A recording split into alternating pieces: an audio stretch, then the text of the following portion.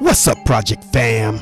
Welcome to ChizTV's Projects and Problems, where we take on real-world projects and the problems that come along with them. I'm Chiz. Around here, we fix cars, we tackle all kind of challenges, we figure out things one bolt at a time, one screw at a time. Let's get into it. So here we go. There's Diamond looking pretty good, semi-clean. And let's take it for a ride.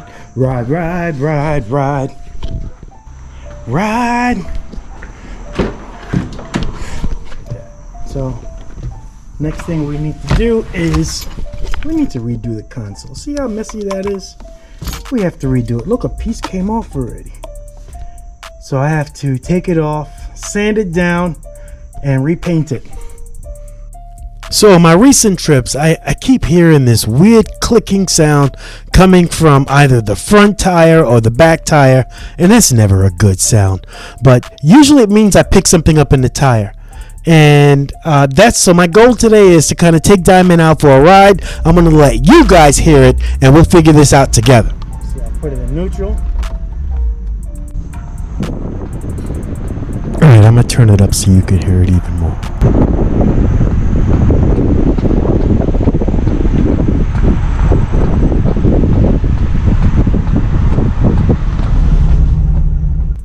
Sounds like horses walking next to the car. But you know what, that kind of got me thinking, like, if this happened to me on the road, would I be ready to fix it? Most people probably wouldn't be ready to fix it. They probably don't even know how to do it. But one of the things that's really evident these days is new cars don't always come with spare tires. Of my cars, only maybe one has a spare tire. The rest have spare tire kits. The Beast used to come with run flats, but yeah, don't have it anymore.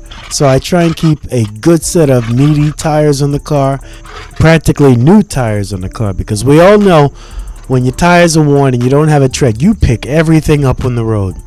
So a lot of car companies kind of quietly stopped including spare tires years ago.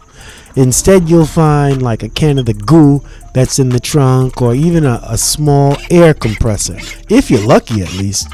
They tell you they're saving weight, improving fuel economy, or just kind of making space in the trunk. But in reality, it's just another cost cut that's going to leave you stranded in the middle of the highway, a place where you shouldn't have been at a time you shouldn't be there, with a nail or a screw stuck in your tire. Alright, and there's the culprit. That is the screw or nail that's stuck in my tire. And now I'm going to show you how to get it out. The truth is, tires are kind of one of the most common problems that you're going to have, especially on the roadside on your car. You don't need a mechanic to fix like a small puncture, as long as it's not on your sidewall, like stabbed in your sidewall. If it's on your tread, you should be able to fix it.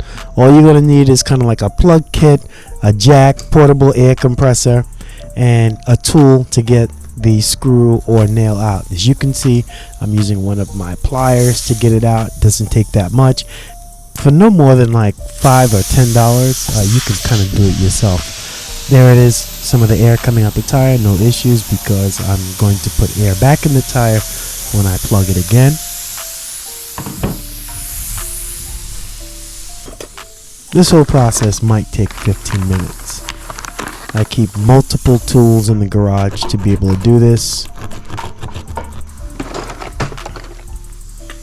Even have a little can of rubber cement. Does a good job of sealing the hole, and it provides as like lubrication also. I'm gonna pull my plug through. Gonna apply some lube to my plug.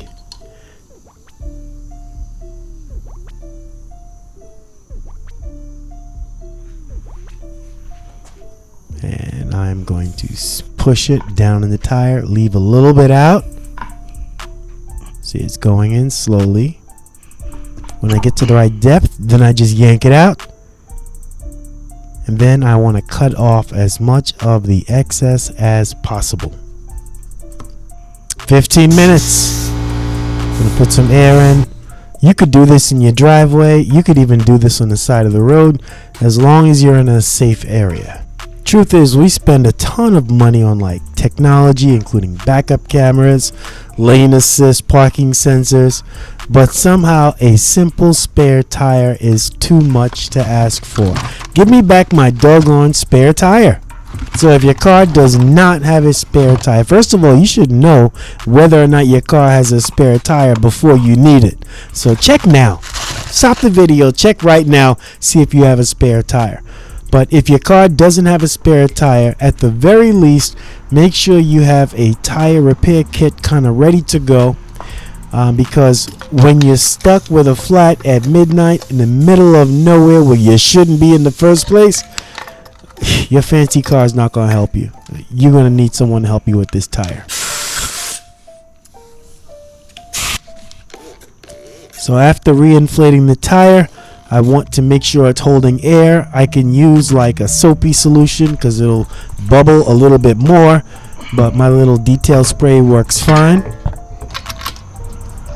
Another successful day at Projects and Problems. I love to solve, especially the cheap small problems before they turn into big ones. Thank you all for watching. Don't forget, if you like this video, you want to see more videos like this, subscribe. And by the way, check your trunk to see if you have a spare tire. Chances are you don't. I don't have a spare tire because I didn't put it in the car yet. But that's a whole different situation.